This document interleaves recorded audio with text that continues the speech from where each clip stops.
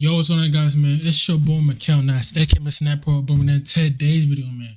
We got the sad downfall of Roddy Ricch, man. If you're new, man, hit that like button, subscribe, and share, man. We're on the road to 540 subs. Hit that sub button. Let's get to this video. So how did he go from racking up billions of streams to getting clowned after every new drop? Today we're breaking down the story behind his shocking downfall. Compton is one of the deadliest spots on the West Coast. The blocks are run by a bunch of different Blood and Crip sets, so when you walk out of your crib, you never know what's gonna go down. A lot of people never make it out, but it's also the home of some of the most legendary dudes in the rap game. Dr. Dre, Eazy-E, Ice Cube, and Suge Knight all rep Compton and put it on the map back in the 90s. Nigga said Suge Knight. Yo. And now dudes like YG, The Game, and Kendrick Lamar are putting on for the new wave. Roddy Ricch came up in the same place and was surrounded by violence from a young age. He was always into music and started rapping for his family when he was just 8 years old. But by the time he was in high school, Roddy was repping the Park Village Compton Crips and putting in work in the streets. Even before he jumped off the porch, Roddy was already having serious problems though. He was in therapy from the 8th to 10th grade for anger issues and antisocial behavior, but he quit going to the sessions and put both feet in the trenches. He told Rolling Stone that the first time he hit a lick with some other Crips, they tested him to make sure he wasn't rolling with them to get a bag without putting in any work. They pulled up to a spot to rob, and Roddy hopped right out and smashed the window with a rock to prove he was really about it. After that, he started kicking in doors and moving weight. Eventually, his mom found out and kicked Roddy out of the house. And after that, he just went deeper into the street life. It wasn't a game though, and on the night he got kicked out, Roddy was walking down the block and saw a street corner that was totally covered in blood. While he was stepping through the puddle of blood, he told Rolling Stone he was thinking, "I could die, just like that person died right there." That still wasn't enough to make him switch up though, but then something went down.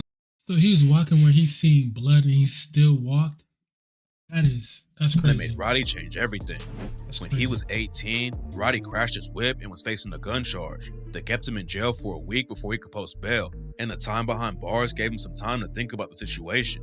He knew that he could either stay in the streets and end up dead or in prison, or he could put his energy into something else. Roddy saw his homies getting locked up and dying, and that's when he decided to hop in the booth full time. He had already been rapping for years, but it was just on the side. But even when he was in the streets, there was something pushing him into the rap game. Back in the day, Roddy always went to church with his mom in Compton, and it turned out that Kendrick Lamar and his family went to the same one. When Roddy was around 12, Kendrick was just getting started and hadn't blown up yet, but already had a buzz in the city.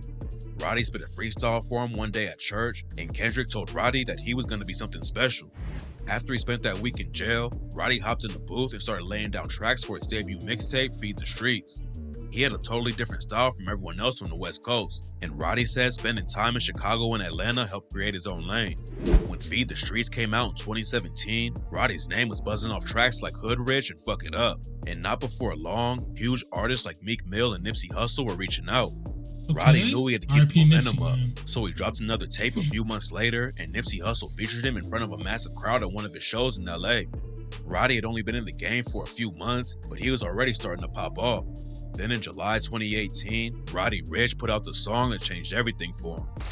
On the same day that XXXTentacion was tragically shot and killed, Roddy hit the studio and recorded the track Die Young. Die Young popped off and ran crazy numbers up on YouTube and Spotify. It was the biggest win of his career so far, but at the same time, Roddy was dealing with another tragic loss. While he was building his buzz in the rap game, Roddy's best friend was locked up and couldn't celebrate any of the success with him. His friend finally got out and came to the Die Young release party, and it looked like Roddy was going to be able to get his homie out of the streets too. But then just 4 weeks later, he was killed during a high-speed chase. Roddy didn't let the loss slow him down though. He linked up with Meek Mill, Future. And that's crazy. They're talking about the sad downfall. I don't really feel like it's a downfall. I feel like every rapper just has a, where like they're just, because sometimes people sometimes you gotta change, what is it? When you like rap, what is it? I forgot. Sure, and Young Thug on the track Splash Warning, and then he dropped his tape Feed the Streets 2 and hit number 67 on the Billboard 200 chart. 2018 was a huge year for Roddy, but nobody expected what was coming in 2019. In February 2019, Roddy hopped on Nipsey Hussle's track Racks in the Middle. It popped off and even got Roddy his first Grammy nomination for Best Rap Performance. Nipsey was one of the first dudes to reach out when Roddy was just getting started. He showed Roddy how to move in the industry and even helped him get his first deal. There were rumors they were working on a full project together, but 1 month after Racks in the Middle dropped, Nip was tragically murdered in LA. Racks in the Middle, man. Hey, Racks in the Middle is a W song, man. R.I.P. Nipsey too, man. Roddy went through 2 losses at the biggest moments of his career. Both of the deaths had a huge impact on him, but he stayed on his grind the whole time, and by the end of 2019, Roddy had turned himself into a superstar. He spent only 2 years building his name up in the industry. Roddy already had hot singles and features with some of the biggest artists in the game, but by the time he dropped his debut album, Please Excuse Me for Being Antisocial, in December 2019, the hype was on a crazy level. The album debuted at #1 on the Billboard 200 and spent 4 weeks at the top. Nobody had done that since 50 Cent dropped his classic Get Rich or Die Trying album back in 2003. See, Get Rich or Die Trying is a good album. Get Rich or Die Trying is a W album. Roddy was already one of the hottest new rappers in the game, but his track The Box is what took his fame to another level. He didn't even release the song as a single before the album came out because he didn't know it was going to be a hit. But when he officially released it in January 2020, the song hit #1 on the Billboard Hot 100 and stayed there for 11 straight weeks. The rest of 2020 was massive for Roddy. He linked up with Mickal for a Nipsey Hussle tribute, hopped on tracks with Gunna and A Boogie, then hit #1 again with DaBaby and their track Rockstar. That was only the second time someone had 2 #1 singles in the same year since Ed Sheeran did back in 2017. And by that point, everyone knew Roddy wasn't just a one-hit wonder. He won Album of the Year at the BET Awards, got nominated for 6 Grammys, and Variety named him the Breakthrough Artist of 2020. He got nominated for 6 Grammys, and he's been in the game for like 2 years. That's good right there. That's good. Apple Music also gave Roddy Album and Song of the Year and announced that The Box won Most Streamed Song of the Year. The hype around Roddy Ricch was crazy, and he told GQ that his next album was already finished and said, "The next album is going to be a full-blown masterpiece, a real idea, a real body of work." Fans couldn't wait to hear what was coming next, but little did they know, Roddy's career was about to fall off a cliff. In 2021, Roddy only dropped a couple singles and features while he was trying to hype up his next project.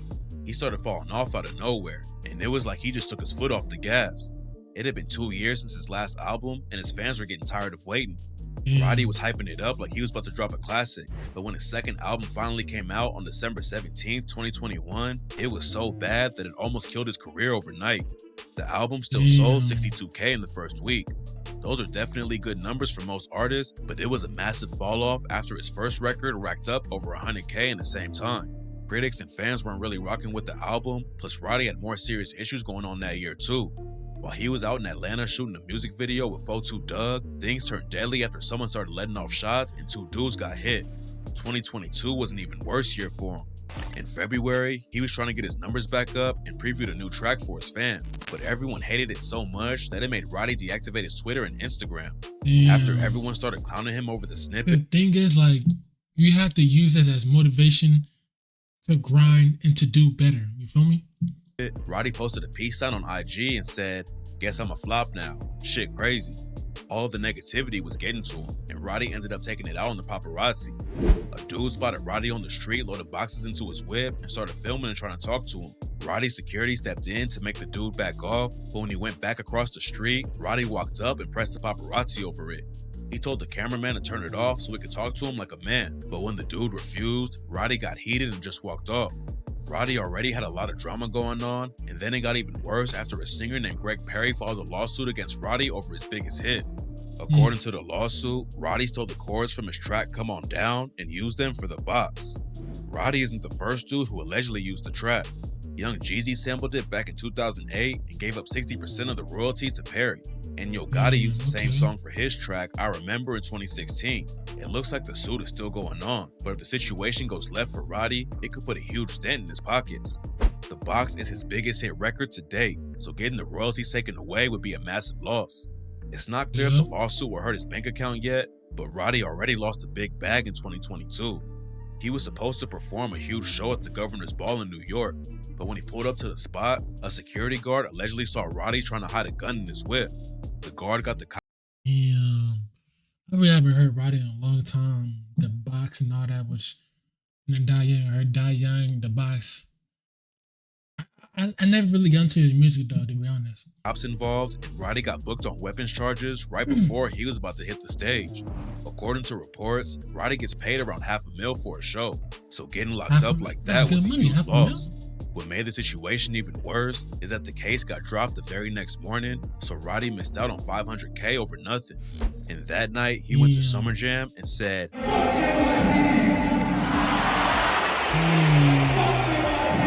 2023 did not start well for Roddy either.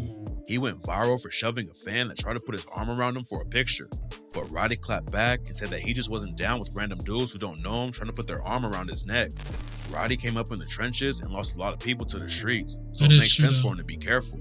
But a lot of fans weren't cool with how he handled the situation. A couple months after that, Roddy was live on IG and decided to play some new music for the fans who were still tapping in with him. Before he played the new track, he had around 12K on his live. But as soon as the music started, the viewer count fell off a cliff. He lost.